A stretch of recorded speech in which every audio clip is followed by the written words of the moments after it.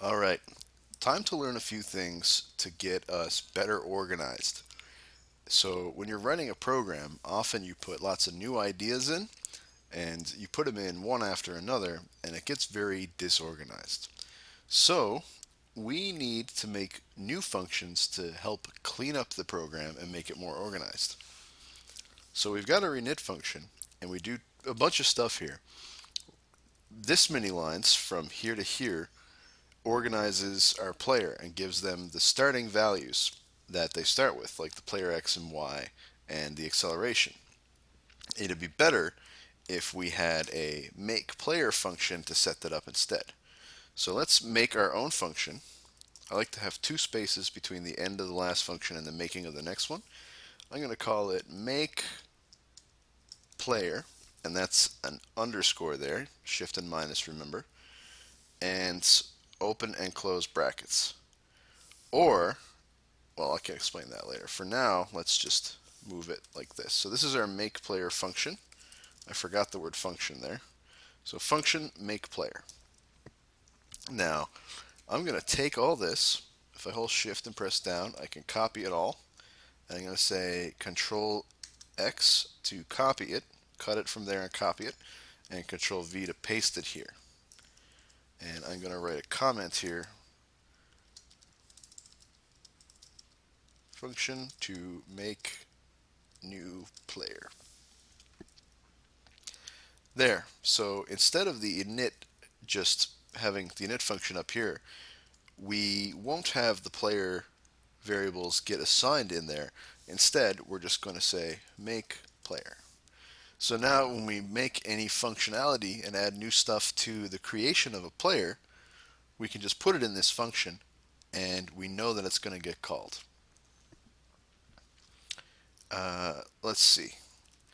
Let's do the same for the game stuff. So the two game variables determine how much friction there is on the ground when the character's on the ground, and they're also determining how much gravity there is in this world when the player is in the air and falling or jumping.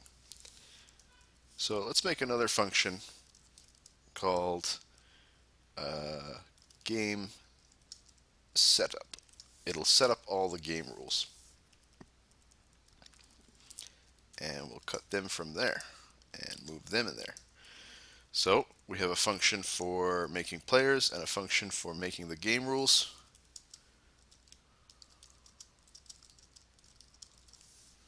There we go. And now we need to also call our game setup function up here. So we just go game setup. Now what would be pretty interesting is if we wanted to have a special function that can do a different thing if we send it different variables and numbers. So right now we have player x equals 5 and player y equals 120. Let's make this function so we can use the function later in any way we like. So what I'm going to do is, you're wondering what might be inside these parentheses here. What goes in them is instructions you want to give the function. So let's make it so the make player function can get a new x or a new y depending on what we ask for. So I'm going to type x and y in here. So now every time we call make player, we have to give it some values. So let's give it 10, 10. So now when I call make player here and ask the function to run, I'm sending a 10 and a 10. That means this x will be now equal to a 10, and this x will now be equal to a 10. And now, since this is where we're making player x, let's say player x equals x, and player y equals y. So that means the player x we've been using for moving our character around is going to get its value from here, and this is going to get its value from here. So if I ask the player to be a 10-10 and then run it, oh, I made a mistake. Now I've got to find that. So it looks like I typed game set instead of game setup. And I can see that it says line 4. So let's go back to, yeah, there's my mistake. So my function is called game setup, but I just typed game set. So that's my mistake. So let's go back to what we were talking about. So we have the make player function, player x equals the x from this function, which comes from here. And whatever this x equals comes from, well, here. So that means it's going to be a 10. So the 10 is written down here, and it's passed to here, and then it's put on player x. So now we've made our make player function nice and clean and separate from the init function.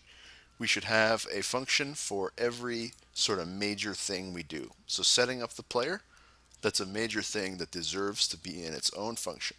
And I'll show you what else should be in a function too. So let's try running it and see what happens. There, so he started at 1010, which is up in the corner there. So let's change it so our function starts him right in the middle, which is 64, 64, because that's half of 128, and we've got 128 pixels in both directions. So let's run again. There, he starts in the middle. Awesome. Now let's start him where he used to start. You had him starting at 5, 120. There. So now it's back to the way it was, except our code is cleaned up and we've got good functions now. What else can we put in a function? Well, the stuff where our physics is calculated. So, and we've also got the stuff where our buttons are checked. So how about we do the buttons next? Let's see if we can make a function for those. All this section of code is just about checking what buttons are pressed. So let's make a function called check joystick, which checks if the buttons are pressed. We'll put that function in there. So now I'm going to hold shift and press down, and I'm going to cut all my if statements where I check the buttons. Control X, and now I'm just going to put them here. And I'm going to put my 2 dashes, and I'm going to make my comment so I can label what this function does. Checks for joystick input. And then all our check joystick functions are safe in that function. Easy for us to find them again. And if we ever do more joystick functions, we put them in there. But I got to make sure that in the update, it's still called where it used to be. So we have to go check joystick. And that calls it. Just got to make sure I labeled it right. Okay. Now all this stuff, let's try to remember what this does. So this is where the player's position gets changed by the player's acceleration. That has to do with physics. And what does this do? This is where we check if the acceleration is greater than 0 and we add the friction, or we check if the acceleration is less than 0 and we add the friction with a positive value. So that's all having to do with physics. And this is where we take the player's up and down acceleration, their y acceleration, and add the gravity. Also physics. And this is where we check if he's going off screen, which I think should also be related to physics. So let's make a physics function.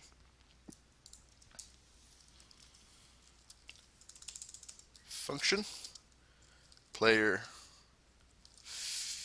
let's just call it phys, it's easier to type. So player phys for physics. And now let's cut all of our physics programming out of there.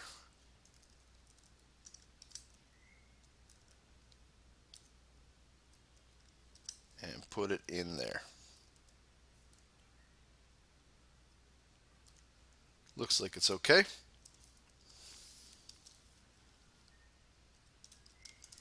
Do physics calculation. That will be our note for the physics function. And now we have to call it right after the joystick, player phys. So now our update function is nice and clean. We can see everything that happens and the order it happens in. Awesome. Let's try running it. Hopefully it'll be exactly the same program. Yep, everything makes sense. We're just better organized now. We've got a function for every major thing we do. And we've got gravity and we've got jumping. So we're off to a good start. All right, I'll be back soon.